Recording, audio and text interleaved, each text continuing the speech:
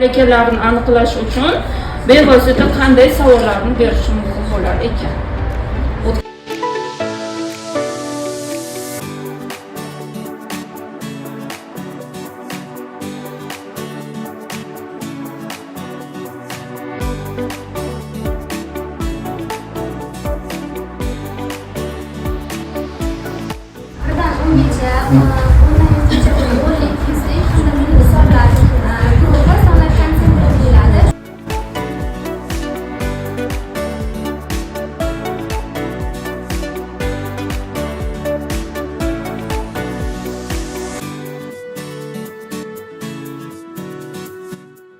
Chaqqonlik deb nomlanadi.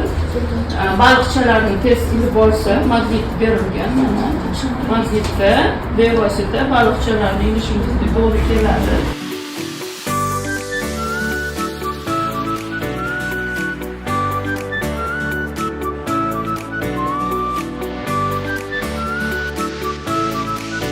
Davlat ta'lim standartlariga ko'ra nimalarni bilish kerak? Bilim darajasi, keyin amaliy faoliyati.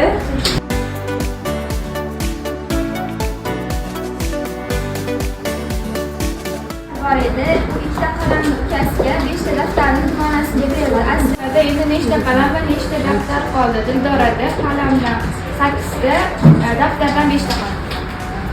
Daftar olib keldi. Shundan ikkita daftarini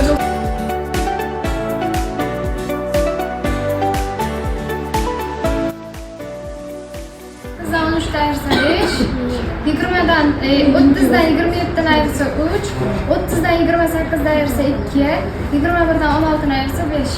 1dan 16dan ayirsak 5, 19dan 14 ayirsak 5.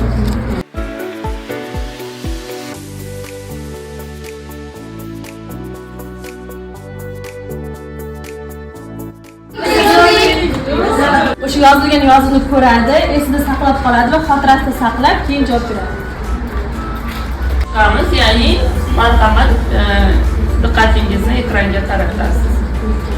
Xo'p, mana ya'ni har xil o'yin orqali bolaga qo'shiq ayirish o'rgatsangiz, bola uchun juda ham qiziqarli. Qizlar qiziqarli bo'ladi. Shuning uchun har doim o'yinni tuzlik ichida bevosita qo'shiq ayirishga o'rgatishni o'zi bilan. Buni siz juda ham yaxshi bilasiz.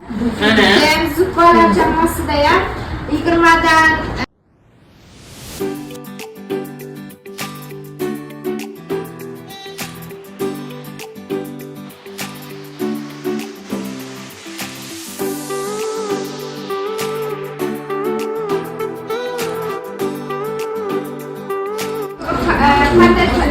dastur aytib berilgan Firuz dasturi 50 dan ortiq davlatlar ishtirok etadi. Bu 2001-yildan boshlab tashkil etilgan hisoblanib, har 5 yilda bir o'tkaziladi. Bu ko'pincha mantiqiy fikrlash bo'lib, fizika hodisa bo'lib, bunda turli sohalarda hisoblab olinadi. Nima degan?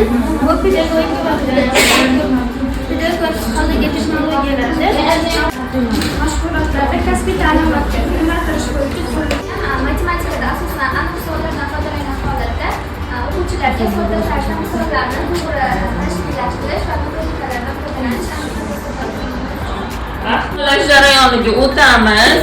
6, 8, 10. Pedagoglar jamoasi bizda g'olib e'lon qilindi. Birinchi o'rinni egallashyapti. Ikkinchi o'rinni to'g'ri kelyapti. Bilimdonlar va zukkorlarga chunki 9 ball bilan tenglashganini ko'rsatishyapti.